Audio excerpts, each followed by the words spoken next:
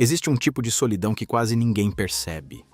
Não é a solidão de quem não tem amigos, nem a de quem foi abandonado. É algo muito mais silencioso. É a solidão de quem está acima de todos. Em Jujutsu Kaisen, o personagem Satoru Gojo é conhecido como o feiticeiro mais forte que já existiu. Nada pode tocá-lo, nada pode alcançá-lo, mas talvez seja exatamente esse o problema, porque quando ninguém consegue te alcançar, você começa a caminhar sozinho. E talvez a verdadeira história de Gojo não seja sobre poder. Talvez seja sobre o peso de ser incomparável. Ao longo da história, vários filósofos perceberam algo curioso sobre a natureza humana. A multidão tende a se sentir confortável com aquilo que é igual, previsível e comum. Mas quando alguém rompe esse padrão, a distância aparece. O filósofo Friedrich Nietzsche falava muito sobre esse fenômeno. Para ele, aqueles que ultrapassam os limites da mentalidade comum acabam inevitavelmente separados da maioria. Nietzsche dizia que o caminho para as grandes alturas passa por desertos. E o deserto, nesse caso, não é físico, é existencial. Quanto mais alguém rompe com as limitações do seu tempo, menos pessoas conseguem realmente compreendê-lo. Agora, pense em Gojo. Ele não é apenas um pouco mais forte que os outros. Ele está em outra categoria de existência. Seus aliados dependem dele, seus inimigos o temem, e o mundo inteiro gira ao redor do seu poder. Mas isso cria uma consequência inevitável. Ele deixa de ser apenas uma pessoa. Ele se torna uma força da natureza. Outro filósofo que compreendeu profundamente essa experiência foi Søren Kierkegaard. Kierkegaard acreditava que a vida humana é marcada por um momento de despertar. Um momento em que o indivíduo percebe que precisa escolher seu próprio caminho, mesmo que ninguém ao redor entenda. E ele dizia algo muito forte: a multidão é mentira. Segundo Kierkegaard, a maioria das pessoas prefere se esconder na segurança da massa. Porque pensar por conta própria exige coragem, mas quem decide viver de forma autêntica, inevitavelmente enfrenta algo difícil: a solidão de ser diferente.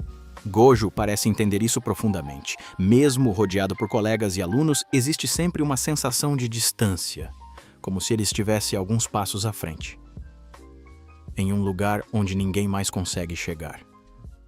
Essa ideia também aparece no pensamento de Arthur Schopenhauer. Schopenhauer acreditava que quanto maior a consciência de uma pessoa sobre a realidade, maior tende a ser sua sensação de isolamento. Ele dizia que existem duas formas de evitar a solidão: preencher o tempo com distrações ou desenvolver um mundo interior rico o suficiente para fazer companhia a si mesmo. Mas quando alguém percebe profundamente as contradições da vida, as distrações deixam de funcionar. E talvez por isso Gojo pareça sempre equilibrar duas faces. Uma face leve, provocativa e quase brincalhona, e outra silenciosa, observadora, consciente do peso que carrega. Ser forte parece algo desejável. Todos querem poder, todos querem capacidade, todos querem estar no controle. Mas raramente pensamos nas consequências. Quando alguém se torna indispensável, algo muda. As pessoas começam a depender dessa pessoa, começam a esperar que ela resolva tudo, começam a acreditar que ela não pode falhar. E isso cria uma pressão enorme. O filósofo estoico Sêneca falava muito sobre a natureza da verdadeira força. Para ele, o poder exterior não era o mais importante. A verdadeira grandeza estava na capacidade de governar a própria mente. Sêneca dizia que aquele que possui poder precisa ser ainda mais cuidadoso consigo mesmo, porque quanto maior a responsabilidade, maior o impacto das suas escolhas. Agora pense novamente em Gojo. Ele não carrega apenas sua própria vida, ele carrega o equilíbrio de todo o mundo Jujutsu. E isso levanta uma pergunta desconfortável: se o mais forte cair, quem ficará de pé? Existe um tipo de solidão que raramente é discutido: a solidão de quem parece forte demais para precisar de ajuda. Muitas vezes, quando alguém é visto como excepcional, as pessoas assumem que essa pessoa não sofre, que ela não duvida, que ela não sente medo, mas a realidade é outra. Ser visto como invencível pode se tornar uma prisão, porque ninguém mais pergunta se você está bem. Ninguém mais imagina que você também possa estar perdido.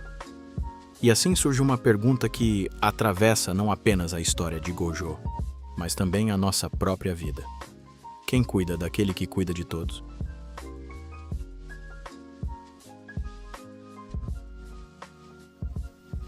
Talvez você não seja o feiticeiro mais forte do mundo, mas talvez você já tenha sentido algo parecido. A sensação de pensar diferente, de perceber coisas que os outros ignoram, de sentir que sua forma de ver o mundo não encaixa perfeitamente ao redor, e isso pode gerar duas reações. A primeira é o isolamento completo, a segunda é algo muito mais difícil: transformar essa diferença em responsabilidade. Nietzsche acreditava que aqueles que enxergam além da multidão não devem simplesmente se afastar dela, eles devem criar novos caminhos. Talvez seja exatamente isso que Gojo tenta fazer ao se tornar professor. Ele não quer apenas ser o mais forte. Ele quer formar pessoas capazes de superar o próprio sistema que criou monstros como ele. Talvez o verdadeiro poder de Gojo não esteja em suas técnicas, nem em sua força absurda. Talvez esteja em algo muito mais silencioso.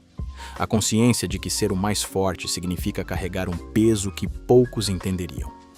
A solidão de Gojo não é um acidente. Ela é consequência de quem ele se tornou. E isso nos leva a uma pergunta final.